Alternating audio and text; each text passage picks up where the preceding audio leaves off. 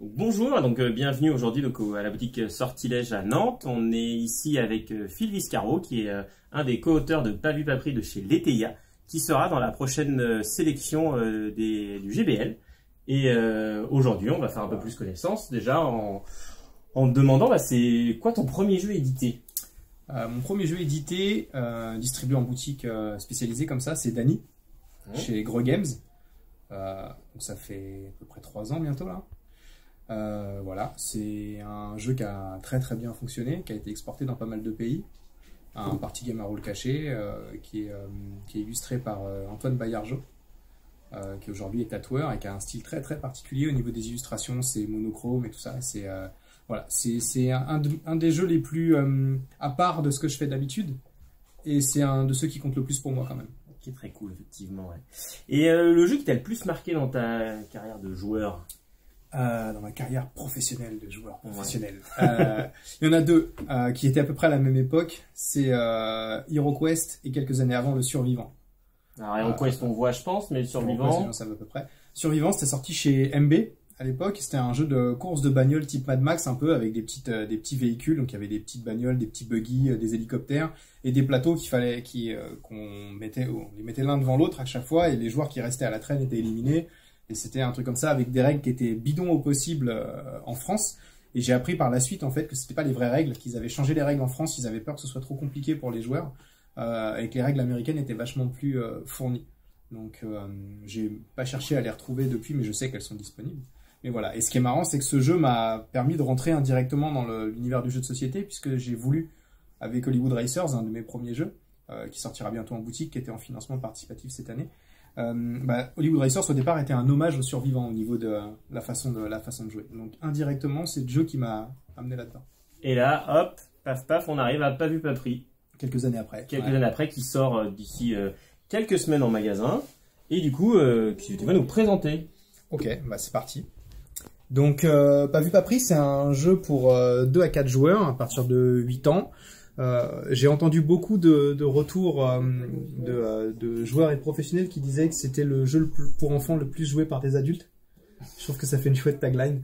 C'est un jeu dans lequel on va incarner des petits fantômes comme ça, voilà, de différentes tailles, auquel on va devoir faire traverser un hall d'hôtel particulier.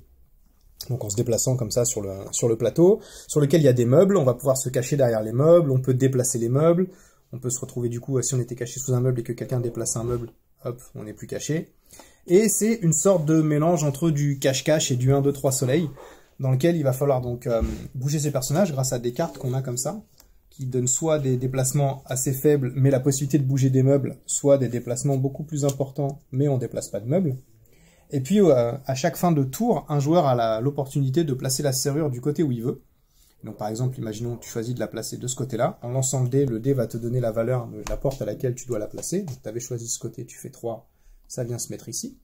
Et là, du coup, tu vas devoir regarder à travers la serrure pour essayer de voir tous les fantômes que tu peux sur le plateau.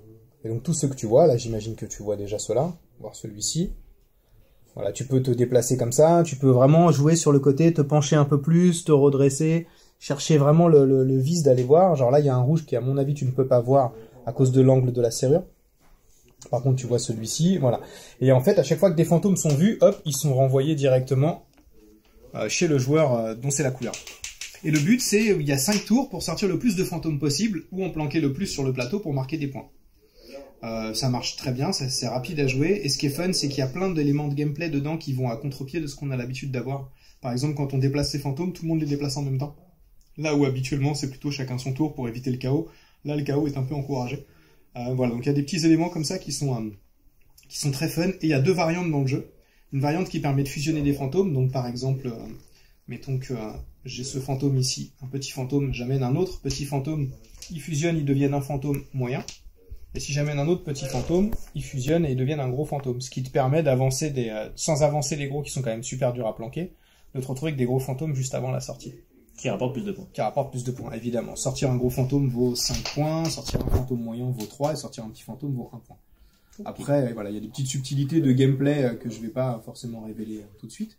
Mais voilà, et puis il y a des petites cartes comme ça qui s'appellent Minuit Sun. C'est un deck avec des illustrations très sympas de Sylvain Aublin. Voilà, et chaque carte en fait est liée à un pouvoir qui vient s'activer au début du tour. Donc ça peut être coucher tous les meubles parce qu'on a foutu le bordel, ou tous les joueurs sont obligés de se mettre sur le dessus d'un meuble, ou coller les meubles contre le mur parce que ça déménage, ce genre de truc. Et donc ça vient changer un petit peu le gameplay, modifier un peu la façon dont on joue. Notamment un que j'aime beaucoup qui oblige les joueurs à tourner le plateau à 90 degrés. Du coup, bah, ça change complètement l'endroit où tu devais aller, où tu avais prévu, ça change toute la stratégie. Voilà, il y a plein de petits trucs comme ça. Voilà.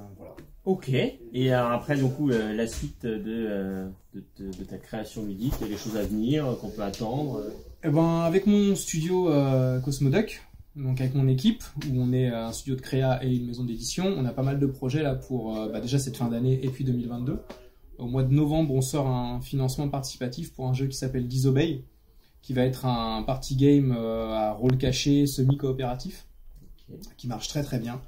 Dans un univers très John Carpenter, tu vois, le jeu est un peu un hommage à They Live, Invasion Los Angeles en France, dans lequel on apprend qu'il y a des extraterrestres qui manipulent les humains, machin, etc. Donc ça sort ensuite en boutique pour Cannes, à peu près, février 2022 donc. Et après, voilà, 2022, on a plein de projets qui vont s'enchaîner, notamment une gamme de jeux, de petits jeux de 45 cartes, dans des tugbox pas cher du tout, où il y aura toute une série de jeux dans un principe de jeu à collectionner un peu. J'en parlerai un peu plus prochainement sur mes réseaux. Mais voilà, il y a pas mal de choses et on continue à bosser aussi en tant que studio de création aussi, avec d'autres éditeurs qui nous ont commandé des projets, avec qui on bosse sur des trucs qui devraient sortir.